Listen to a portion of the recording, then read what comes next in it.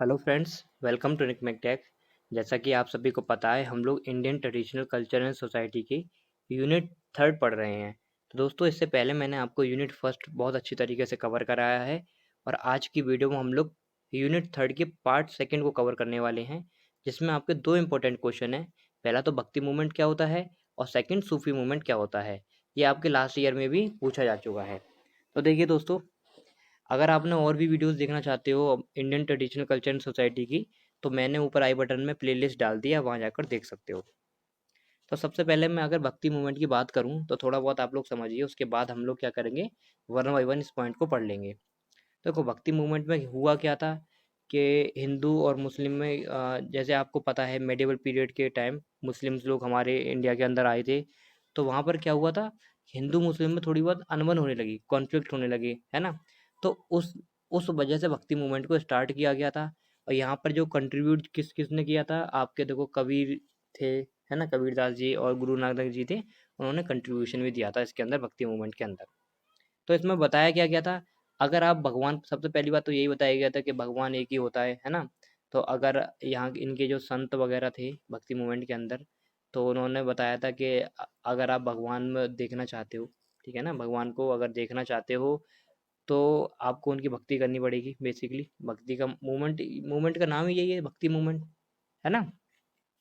तो ये सब चीज़ हुई थी।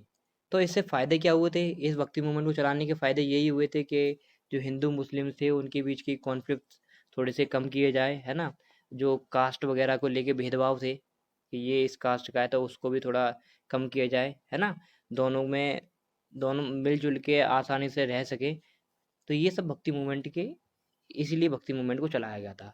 तो इतना सब आपको भक्ति मूवमेंट के बारे में लिखना है। अब हम लोग क्या करते हैं, इसके पॉइंट वाइज इसको पढ़ लेते हैं। तो सबसे पहले अगर मैं पॉइंट की बात करूँ तो दोस्तों, the development of Bhakti movement took place in Tamil Nadu between 7th और 12th सेंचुरीज। इसका जो डेवलपमेंट हुआ था कहाँ पर हुआ था, तमिलनाडु में हुआ था, और 7th से 12th सेंचुरी के बीच में हुआ था, ठीक है। नेक्स्ट अगर मैं बात करूँ, it was reflected in emotions poems. इनके अंदर देखो इमोशनल पोएम्स थी, है ना। किसकी, नारायण की, जो कि देखो भक्त थे, किसके भक्त थे, शिवा के भक्त थे। और अलवर्स यानी कि विष्णु के भक्त थे। जो इट वाज रिफ्लेक्टेड, किस क्या रिफ्लेक्ट करता है दोस्तों, इमोशनल पोएम इसके अंदर थी भक्ति मूवमेंट के अंदर, किसके, नारायण की, जो मैं आपको बता ही चुका हूँ, ठीक है। नेक्स्ट अगर हम डिस्कस करें तो इसमें क्या है, these sant looked upon religion not as a cold formal. जो इनके अंदर जो संत थे दोस्तों, वो रिलीजन को कोल्ड फॉर्मल की तरफ नहीं, कोल्ड फॉर्मल की तरह ही नहीं देखते थे, but as a loving bond based upon a love between worship और वर्कशॉप। यानी कि जो भक्त वगैरह होते थे उनके बीच में किस तरीके का प्यार वगैरह है, उसकी तरीके से देखते थे। They wrote in local language. इनके जो भक्ति मूवमेंट लिखा गया था दोस्तों, किस में लिखा गया था, लोकल लैंग्वेज में लिखा गया था, ताकि जो वहाँ की जनता थी दोस्तों, वहाँ के जो पीपल्स थे, वो आसानी से इसको पढ़ सके, समझ सके और ज़्यादा से ज़्यादा रीच आउट हो सके, यानी कि उनके पास तक पहुँच पाए और उसको स्प्रेड कर सकें। तो इसीलिए ये जो भक्ति मूवमेंट लिखा गया था, किस में लिखा गया था दोस्तों, लोकल लैंग्वेज में लिखा गया था। नेक्स्ट अगर हम डिस्कस करें दोस्तों, यहाँ पर है, in course of time in it ideas of south moved up to the north. पहले ये आइडियाज था दोस्तों भक्ति मूवमेंट का, साउथ में था। फिर थोड़ा टाइम बीतता चला गया, उसके बाद ये कहाँ पर चला गया दोस्तों, नॉर्थ में भी मूव अप होने लगा, है ना, नॉर्थ की तरफ भी बढ़ने लगा। इस, यानी कि स्प्रेड होने लगा इतना। Sanskrit was given a new form. यहाँ पर देखो संस्कृत को नया फॉर्म मिला, है ना। भगवत गीता आपका पुराण पुराण हो गया, centred around Krishna childhood and youth, uses Krishna explore to explain deep philosophy in simple term. ठीक है, जो भी जो इसकी फिलॉसफी थी, सिंपल टर्म में किस तरीके से देखो एक्सप्लेन करनी है, तो उसके बारे में यहाँ पे जिक्र किया गया है। नेक्स्ट दोस्तों अगर मैं बात करूँ, यहाँ पर हमारे पास क्या है, देखो, this work became a turning point in the history of वाइस, क्या है, Vaishnavite movement, which was an important component of Bhakti movement. देखो, ये जो इसका इसका टर्निंग पॉइंट क्या था हिस्ट्री के अंदर, ये जो आपका देखो, ये विस्नवेट मूवमेंट था, है ना, वो इम्पोर्टेंट कंपोनेंट था कि किसका, भक्ति मूवमेंट का। A more effective method of spreading भक्ति ideology was the use of local language. देखो सबसे इफेक्टिव जो मेथड था भक्ति मूवमेंट को, या फिर भक्ति आइडियोलॉजी जो भी आपके अंदर आई थी, है ना, स्प्रेड करने को, तो क्या था, लोकल लैंग्वेज में लिखो और उसको स्प्रेड करो, है ना, बताओ, इसीलिए इसको लोकल लैंग्वेज में लिखा गया था। The bhakti sant compose their verses in local language, जो उनके वर्सेस थे उन्होंने लोकल लैंग्वेज में कंपोज किए। They also translate Sanskrit work to make them understandable, जो संस्कृत के उन्होंने ट्रांसलेट भी किया संस्कृत के जो वर्ड्स थे, ताकि लोग वार आसानी से समझ सके, और उसके जो इसका जो मोटिव है भक्ति मूवमेंट के अंदर जो लिखा गया है ना, वो वाइडर ऑडियंस के पास पहुंच सके, यानी कि ज़्यादा से ज़्यादा ऑडियंस के पास पहुंचे, ठीक है ना। और आगे क्या था दोस्तों इसके अंदर, the bhakti Sant believe the salvation can be achieve by all. तो भक्ति मूवमेंट बिलीव करते थे, जो भक्ति संत थे दोस्तों, है ना, वो बिलीव करते थे जो मोक्ष है दोस्तों, अचीव किया जाएगा किसके द्वारा, सबके द्वारा अचीव कर सक हर कोई अचीव कर सकता है मोक्ष को। They made no distinction of caste creed religion before God. देखो भगवान से पहले उन्होंने, देखो, किसी को भी ना कास्ट के बेसिस पे ना कि क्रीड के बेसिस पे ऐसा कुछ नहीं किया, है ना, कोई भेदभाव नहीं किया। उन्होंने कहा जो मोक्ष है सबको प्राप्ति होगी मोक्ष की, हर कोई प्राप्त कर सकता है मोक्ष। The Sant stress equality district, है ना, क्या है, disregarded the caste system and attacked institutional religion. Sant stress equality, देखो संत ने क्या किया, उन्होंने दबाव डाला, प्रेशर डाला किसके ऊपर, इक्वलिटी के ऊपर। यहाँ पर जो भक्ति मूवमेंट मैं आपको बता ही चुका हूँ कि हर लोग, कोई भेदभाव थे ना पहले कि हिंदू ये है, ये मुस्लिम है, कास्ट के बेसिस पे, तो वहाँ पर कॉन्फ्लिक्ट वगैरह होती थी दोस्तों। तो वहाँ पर संत ने स्ट्रेस डाला इस बात के ऊपर कि सब लोग इक्वल हैं, है ना, कोई भी कास्ट सिस्टम, जो कास्ट सिस्टम है उसको डिसरिगार्डेड किया, और जो समाज में रिलीजन के अंदर जो भी अटैक वगैरह थे उनको थोड़ा नेग्लेक्ट वगैरह किया, इससे दंगे वगैरह भी थोड़े कम हुए थे। The sant did not confine themselves to purely religion ideas, उन्होंने अपने आप को प्योरली कंफाइन नहीं किया रिलीजन आइडियाज के बेसिस पर। They advocate social reform to, they oppose sati and female, जो तो पहले देखो जो भ्रूण हत्या होती थी दोस्तों, है ना, सती वगैरह होती थी, उनको संत ने क्या किया, अपोज किया, है ना। Women were encourage to join kirtan, women को एनकरेज किया कि कीर्तन को ज्वाइन करो आप लोग। ये सती और फीमेल भ्रूण हत्या जो वगैरह दोस्तों होती थी, इनको अपोज किया संत ने। तो दोस्तों यही था रिगार्डेड आपके भक्ति मूवमेंट के रिगार्डेड। अब हम लोग डिस्कस करते हैं, देखो एक चीज़ और याद रखना, जो भक्ति मूवमेंट थे ये हमारे जो हिंदू लोग थे ना, उसके उनमें चलाया गया था। जबकि सूफी मूवमेंट था दोस्तों, वो कहाँ चला गया, ज़्यादातर जो आपका जो मुस्लिम रिलीजन था ना, वहाँ पर सूफी मूवमेंट को चलाया गया था। यहाँ पर भी संत वगैरह होते थे, ऐसी बात नहीं है यहाँ पर नहीं होते थे, यहाँ पर भी होते थे।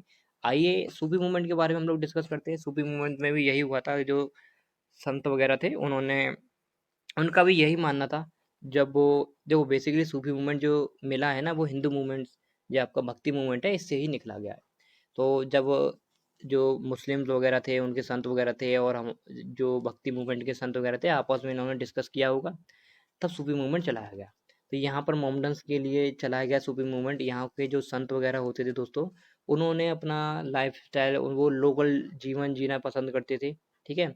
और अगर जो कोई राजा महाराजा उनको भेंट में भी देता था कि आप लोग ये ले लो, यानी कि भेंट मीन से उनको अच्छी लाइफ स्टाइल देना चाहता था, तो उनको मना कर देते थे।